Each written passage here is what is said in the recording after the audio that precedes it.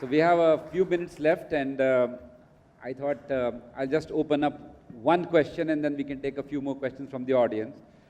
So Manish, in the room here, there are a lot of entrepreneurs, there are a lot of designers who can pretty much build whatever needs to be built for any operator like Airtel or anybody in India or for the world.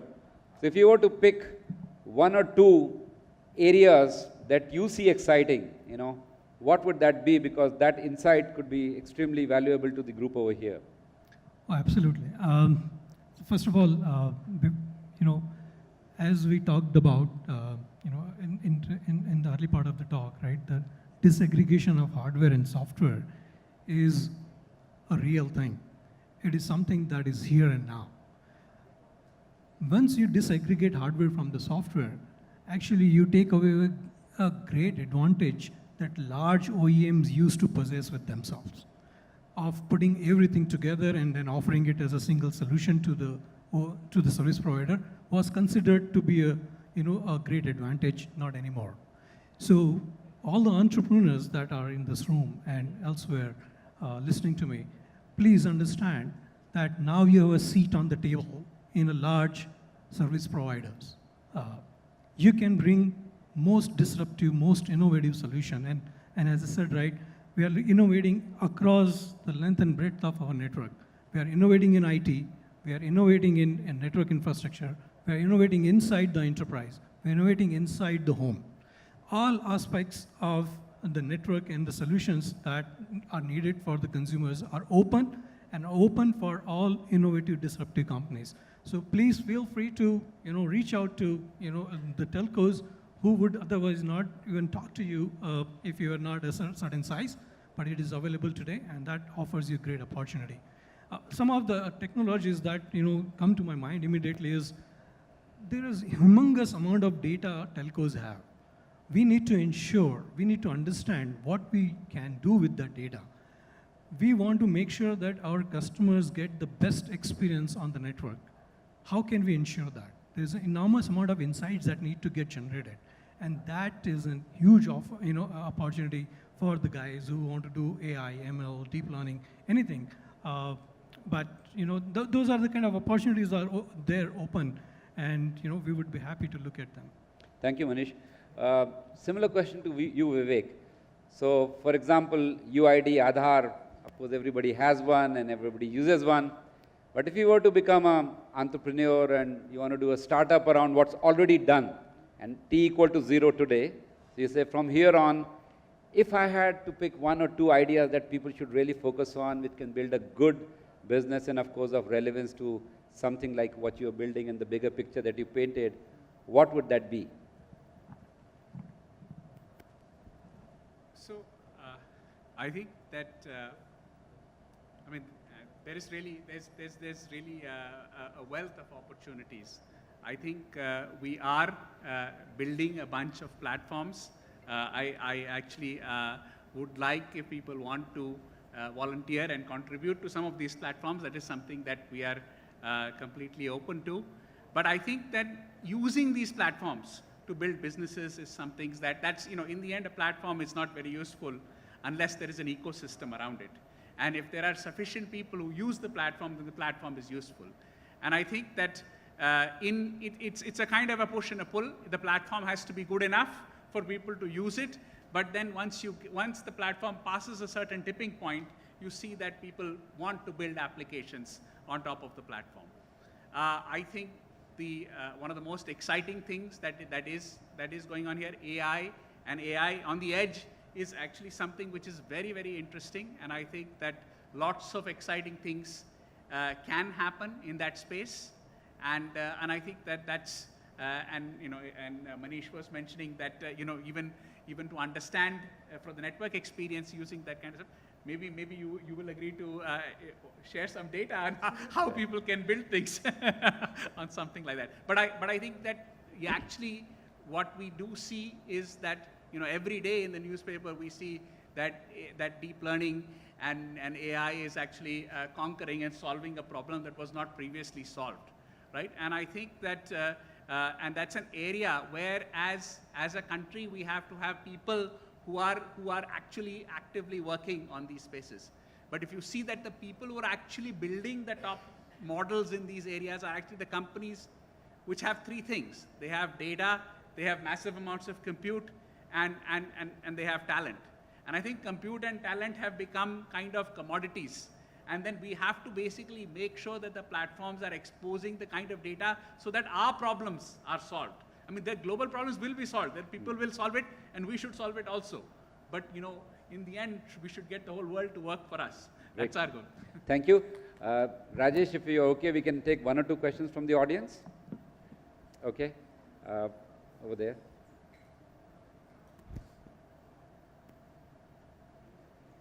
Since we are very short on time, please make a question a bit precise. And if you can direct it to someone that you would like to answer, we could make it even more efficient. Okay. Of course, I would advocate for ISA.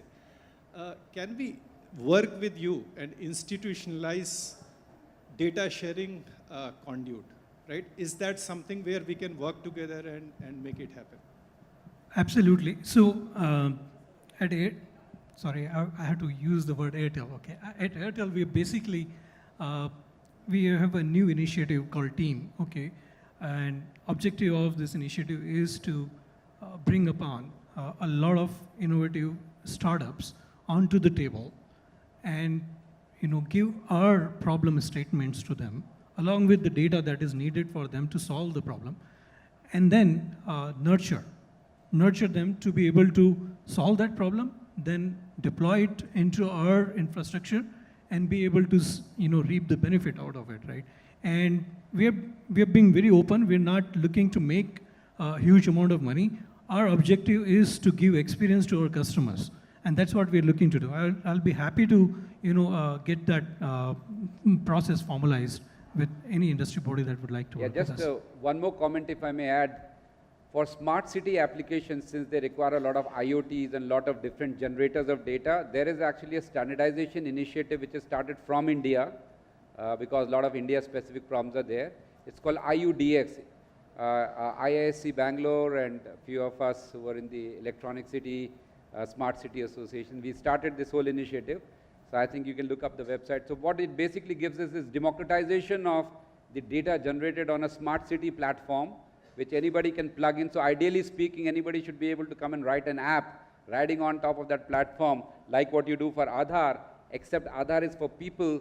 The smart city platform would be for devices and IoTs. So there is an initiative like that, and it was basically thought from the same angle that you're doing. It's a neutral India-wide initiative, which I think at some stage the government of India is possibly going to bless. But that's something which I would think of could be an interesting platform as well. One last question. Yeah, this question is directed to Dr. Vivek. Thanks for helping us understand the digital stack and the platform of platforms. The one linkage I didn't see, and I was a bit disappointed, is there's no initiative towards improving the personal income tax collection. There's no data mining, nothing of that sort.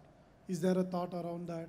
Since you have access to all the data, all the transactions, all the bill payments, and we are not just a low trust economy, we are a low income tax paying economy too. So we better be doing something about it, isn't it? So I don't want to comment anything directly about that, but no, you can just talk about the platform. So as a concept, obviously, as a concept, data can be used and is being used to improve these systems. But I think that's that is something that within the government has become a thing that people are understanding, that if we actually use the data to improve compliance, that is something that is important, and I agree that certainly much more can be done. So, but having said that, you have to start somewhere, and I think that as a country we are beginning to understand that using data to make things better in whatever way they might be is something that we have to do, and we are very hopeful that we are heading in the right direction. Rajesh, you definitely get to ask.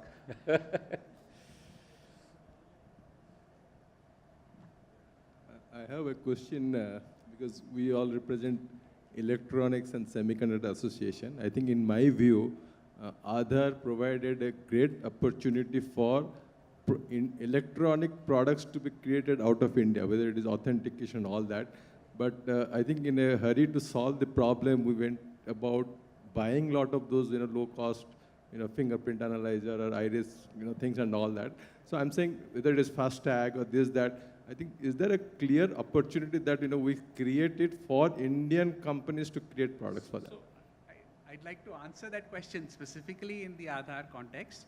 I think, and I think that a number of, certainly some people here know that we are actually building a whole class of new authentication products which are designed actually for the world, but they are starting from Aadhaar. And I think that as of now, I think in the next 6 months, I believe that probably anywhere between 6 to 8 companies are going to develop new products which are going to first come in the Indian market and are actually, there is no such device that has been created in the world. It is going to be created for India and with a level of security that doesn't exist in authentication devices today. Thank you. Yeah. Yeah, so therefore it is basically, I mean, and we can talk about it. There is something, if you can go and check what's known as a registered, an L1 registered authentication device. This is something that we have, actually this is an ecosystem, and I think there are at least a few people here in this audience who are involved in that ecosystem, and we are actually having, as I said, today there are actively 10 designs that are going to be, that are in the process, and we have a full certification process. Now these are obviously, this is not a very high cost device, but this is actually the highest level of security in this device is there, and this is a device which has been created for Aadhaar in India. Now, this is obviously hard work. It's not, it's actually quite a lot of work to do this, but if we have success in this, and I think we will, because we have commitments of both Indian companies and global companies building devices for India. And I think that this is probably a model that can be taken to other things. But it is definitely, a non-trivial ecosystem to build, as some of the people who are here today would say. And by the way, I myself come from an EDA background, so therefore, it is though I have forgotten everything. So it's a personal interest to me. Great, thank you. In the spirit of time, I think, thank you very much for really very enlightening session to all of us, and thank you everybody for listening to us. Thanks again. Thank you. Thanks. Ladies and gentlemen, I'd like to request all of you to please give them a bigger round of applause. The very first panel discussion for this summit and the last one for the day. I would like to request the moderator for this session, Mr. Sanjay Naik, to present a small token of our appreciation to each of the panelists, starting with Ms. Manish Gange.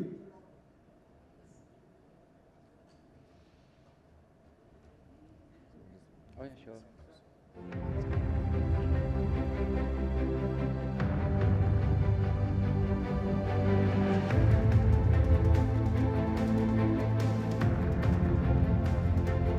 I'd like to thank Mr. Manish Gange.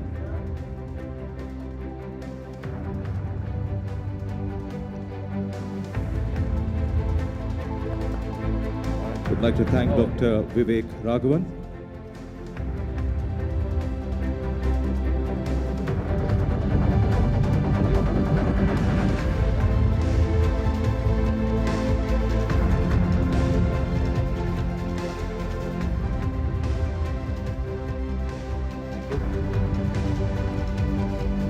And Mr. Girish Baliga.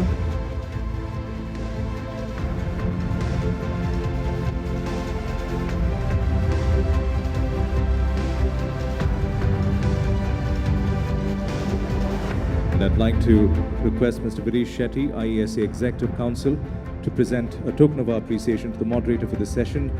We'd like to thank Mr. Sanjay Naik for moderating the session. Ladies and gentlemen, could we have a big round of applause once again?